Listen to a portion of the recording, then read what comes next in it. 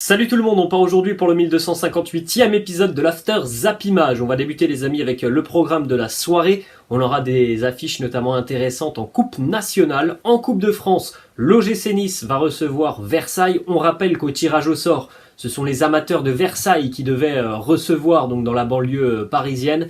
Malheureusement, ils n'ont pas pu trouver de terrain tout simplement qui soit disponible. Donc la rencontre a été inversée. Au final, c'est l'OGC Nice qui reçoit ce soir à l'Alliance Riviera les amateurs de Versailles qui, on le rappelle, évoluent en National 2 et qui sont très bien partis d'ailleurs pour monter en National et qui ont fait un parcours exceptionnel. En Italie, on aura aussi une autre demi-finale, le derby milanais, l'AC Milan qui reçoit ce soir l'Inter du côté de Giuseppe Meazza. On regarde les amis quelques statistiques sur le parcours exceptionnel du club de Versailles. Regardez, 8 victoires et 1 nul en Coupe de France, 19 buts marqués pour seulement 3 petits buts encaissés. Après, c'est sûr qu'il y a déjà eu des exploits pour Versailles depuis le début de ce parcours exceptionnel, mais ce soir, c'est vrai que ce serait quand même un exploit retentissant pour cette équipe de Versailles d'aller éliminer une équipe qui en Ligue 1 est plutôt très à l'aise cette saison, l'OGC Nice. Ensuite, on va continuer les amis du côté de Lyon avec une petite statistique premièrement sur le bilan lyonnais. Donc après ces 26 journées de Ligue 1, l'OL qui pointe seulement à la 10e position du classement avec seulement 38 points pour les Gaunes. Regardez, c'est le deuxième plus mauvais bilan du club lyonnais depuis 25 ans. La dernière fois, c'était il n'y a pas très longtemps, 2019-2020, où l'OL avait 37 points. Un bilan catastrophique pour l'OL cette saison. On rappelle que le club avait quand même des ambitions de Champions League. On a bel et bien l'impression, et on en a parlé hier, que ça sera une mission quasi impossible pour l'OL d'aller chercher la Ligue des Champions d'ici à la fin de saison. Mais Jean-Michel Aulas, le président, lui, il y croit tout de même. Il nous dit il nous reste 12 matchs. On fait le pari et je l'ai dit à mon entraîneur ce matin, on va revenir, on sera présent sur le podium de Ligue 1 à la fin de la saison et on ira aussi le plus loin possible en Coupe d'Europe. C'est tout ce que l'on souhaite à l'Olympique Lyonnais. Malheureusement, moi personnellement, j'ai beaucoup de mal à croire en une remontée folle de l'Olympique Lyonnais sur ces 12 dernières journées de Ligue 1. J'espère qu'il y aura un beau parcours en Coupe d'Europe. Mais en ce qui concerne le championnat, il y a beaucoup trop d'irrégularités côté lyonnais. Ensuite, une petite information par rapport au match face à Lille de dimanche. Et on rappelle ce but marqué par Lucas Paqueta sur une erreur de Léo Jardim. Un but invalidé par l'appel vidéo de la VAR. Clément Turpin a pris la décision donc d'invalider ce but. Hier, Pascal Garibian, directeur technique de l'arbitrage, donc là c'est quand même quelqu'un qui est tout simplement le patron des arbitres français, et il a avoué hier que le but de Lucas Paqueta aurait dû être maintenu, il aurait dû être valide. Voilà les mots de Pascal Garibian. Donc on peut comprendre évidemment la frustration des Lyonnais, parce que voilà, il y avait tout simplement pas de faute sur cette situation entre Léo Jardim et Lucas Paqueta. Malheureusement, du côté du directeur technique des arbitres, on a annoncé qu'on n'avait pas forcément tous les bons angles pour voir un petit peu mieux sous tous les angles donc cette faute. C'est quand même assez dingue d'entendre ce genre d'excuses, alors que maintenant il y a des caméras quasiment partout sur le terrain. Il y a la Spider Cam en haut, des caméras partout pour avoir quasiment tous les angles, et pourtant on nous sort quand même cette excuse côté lyonnais. Donc on peut comprendre évidemment que du côté de l'OL on soit assez mécontent de la situation qui a fait perdre encore une fois au moins un point précieux à l'Olympique lyonnais. Ensuite, petite déclat aussi de Jean-Michel Aulas sur la suite avec Peter Bosz. Jean-Michel Aulas a confirmé que Peter Bosz serait l'entraîneur de l'Olympique Lyonnais jusqu'à la fin de saison. Il nous dit l'équipe a de la qualité, le coach est de qualité et je n'ai jamais pensé à le changer parce que je pense qu'il a beaucoup de qualité. On rappelle tout de même, il y a peut-être un mois et demi, Jean-Michel Aulas avait annoncé en d'autres termes que pour le moment, il n'y avait pas forcément d'autre solution que celle de Peter Bosz, mais voilà, ça ne respire pas la tranquillité du côté de l'Olympique Lyonnais. On attendra évidemment ce qui va se passer cet été, en espérant pour Peter Bosz que la fin de saison soit concluante. On poursuit les amis du côté de Paris, une information qui concerne Mauricio Pochettino qui a beaucoup de soutien du côté de Manchester du côté de Manchester United, pour notamment son approche, sa mentalité, et pour être un entraîneur avec une vision à long terme. Et bien du côté de Manchester, tout cela plaît beaucoup aux dirigeants des Red Devils.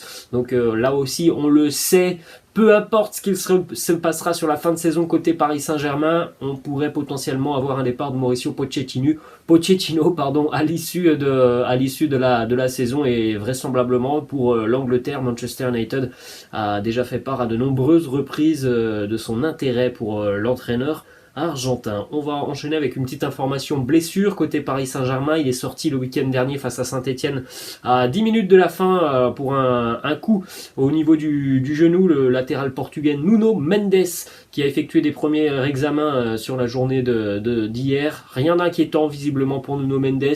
De nouveaux examens seront réalisés d'ici à 48 heures. Donc voilà, pour le moment du côté de Paris, on est assez rassuré par rapport au coup reçu par Nuno Mendes. On va poursuivre avec une autre information côté Paris Saint-Germain, ça concerne Sergio Ramos. Est-ce qu'il a un avenir vraiment du côté de Paris? Ça, on a évidemment de gros doutes. En tout cas, un club américain serait prêt à prendre le risque d'engager Sergio Ramos. Le LA Galaxy qui est prêt à signer Sergio Ramos.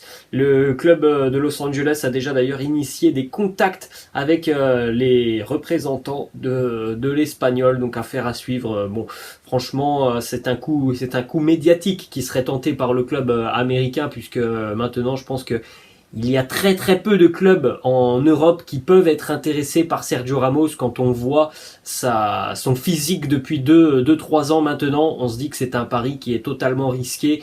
Et du côté du Paris Saint-Germain actuellement, eh bien on se dit que pour le moment le pari d'avoir recruté Ramos depuis 7-8 mois, il n'est pas du tout concluant. Direction l'Espagne, le Real Madrid, une information qui concerne là une blessure un petit peu plus sérieuse que celle de Nuno Mendes, et qui pourrait donc handicaper le Real à une semaine maintenant du match retour face au Paris Saint-Germain. David Alaba, victime d'une micro-déchirure fibrillaire, il est très incertain pour affronter le PSG donc dans une semaine. C'est un problème au niveau des adducteurs pour David Alaba, et ça serait un énorme coup dur une nouvelle fois pour les Merengues, qui doivent déjà se passer de Ferland Mendy, qui pourrait donc se passer de David Alaba.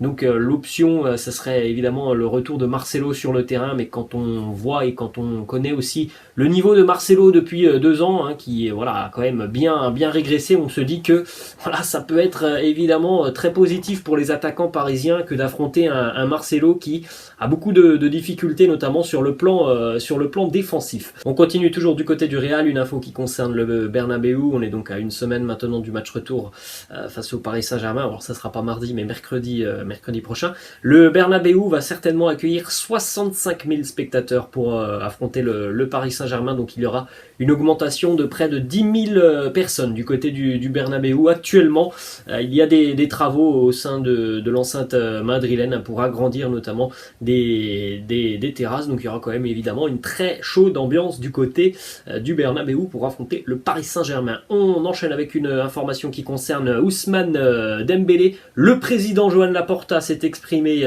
hier sur l'avenir de Dembouz, et il nous dit: nous avons toujours voulu qu'il reste. Il sait qu'il a notre offre. Nous aimerions qu'il se remette en question à la fin de saison. Pour moi, il est l'un des meilleurs joueurs du monde à son poste. Alors, les négociations vont certainement se poursuivre avec le représentant de Dembélé, mais du côté catalan, on sait que au final, le plus compliqué, c'est de convaincre l'agent de Dembélé, qui est toujours le gros problème dans ce dossier, puisque l'agent de Dembélé, lui, veut un énorme bonus à la signature du nouveau contrat. Il n'a pas eu ce bonus en 2017, et il ne veut absolument pas réduire ses demandes auprès du club catalan. Donc pour le moment, c'est toujours un dossier très compliqué, parce que l'agent de Dembélé campe sur ses positions, et que pour le Barça, le club ne veut pas céder. Donc c'est une issue pour le moment toujours très compliquée. Ensuite, on va continuer avec une information qui concerne un joueur milanais très intéressé par le FC Barcelone, Franck Kessié, le milieu de terrain milanais, qui se rapproche du Barça. Les négociations se seraient même considérablement intensifiées depuis quelques jours. Plusieurs médias annoncent même qu'on est tout proche d'un accord. Franck Kessié sera en fin de contrat avec l'AC Milan donc à l'issue de la saison. Il y a plusieurs clubs intéressés, plusieurs clubs anglais qui se sont montrés intéressés. Visiblement, Kessié priorise la destination du FC Barcelone. Ensuite, une autre information côté AC Milan, ça concerne Zlatan Ibrahimovic qui annonce: depuis que je suis revenu à Milan, nous faisons de grandes choses, nous n'avons besoin que d'une seule chose: gagner des trophées. Je n'abandonnerai pas avant d'avoir gagné avec cette équipe. Ce sera peut-être pour cette année. On rappelle un duel intense en Serie A entre trois équipes dans la course au Scudetto, les deux équipes milanaises et le Napoli. Un petit résultat d'ailleurs en Italie hier, la victoire de l'Atalanta qui s'est imposée 4-0 face à la Sampdoria. Une bonne opération pour Bergame qui recolle un petit peu à la Juventus. L'Atalanta s'impose grâce à Mario Pasalic, Coupe Miners et Alexei Miranchuk qui a marqué aussi en fin de rencontre. Toujours du côté de l'Italie, on a une petite information qui concerne Franck Ribéry. Franck Ribéry qui a eu une grosse frayeur puisqu'il a été victime d'un accident de la route et il a donc percuté un feu tricolore. Le Français a été transporté rapidement vers l'hôpital. Il ne souffre heureusement que d'un léger traumatisme crânien. Il a donc pu très rapidement aussi rejoindre son domicile. Donc voilà, c'est quand même une bonne nouvelle pour Franck Ribéry.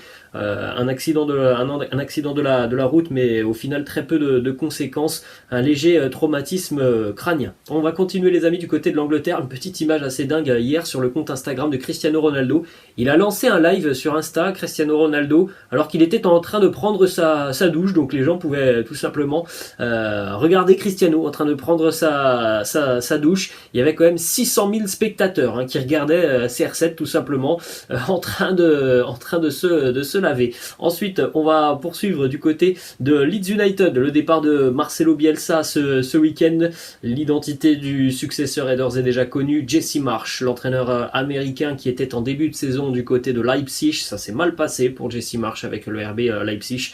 Eh bien, il devient le nouvel entraîneur des Peacocks de Leeds. On va continuer les amis avec une petite information du côté de la sélection du Cameroun, le départ de Tony Conceição qui est remplacé par une légende, Rigobert Song, ancien joueur notamment de Metz, de Liverpool, de Lens, de Galatasaray. Rigobert Song qui prend la tête donc de la sélection camerounaise. En ce qui concerne la sélection russe, la Russie est exclue du mondial 2022 au Qatar.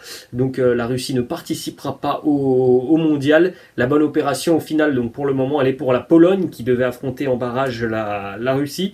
La Pologne va donc directement être qualifiée pour la finale de ce barrage. La Pologne affrontera soit la Suède, soit la République tchèque. Ensuite, une petite information aussi qui concerne une équipe russe qui était qualifiée encore en Europa League. Le Spartak Moscou qui là aussi est éliminé de l'Europa League. Donc bonne opération pour le RB Leipzig qui est directement qualifié pour les quarts de finale. Évidemment, la sélection russe et la fédération russe ont été très très mécontents de cette décision et ont estimé que c'était une décision qui n'avait aucun fondement sportif par rapport donc à l'exclusion de la Russie du mondial et de ses équipes de toute compétition européenne. On poursuit les amis du côté du Shakhtar Donetsk, une petite information qui concerne l'entraîneur Roberto De Zerbi qui, on le rappelle, la semaine dernière annonçait, on a peur tout simplement qu'une bombe nous tombe sur la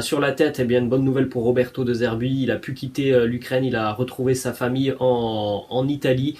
Donc il a même annoncé hier sur une vidéo, sur un live, gloire à l'Ukraine. Et une petite info aussi qui concerne les joueurs brésiliens du Shakhtar, mais aussi ceux du Dynamo Kiev. La semaine dernière, eux aussi avaient fait passer un message à travers une vidéo en demandant le soutien tout simplement du Brésil. Là aussi, l'issue est positive pour eux puisque les joueurs brésiliens sont parvenus à quitter l'Ukraine. Voilà les amis, la fin de cet After Zapimage. J'espère que ça vous a plu. N'hésitez pas comme d'habitude à lâcher un petit pouce bleu. N'hésitez pas non plus à vous abonner à la chaîne. Je vous laisse et je vous dis à la prochaine. Ciao.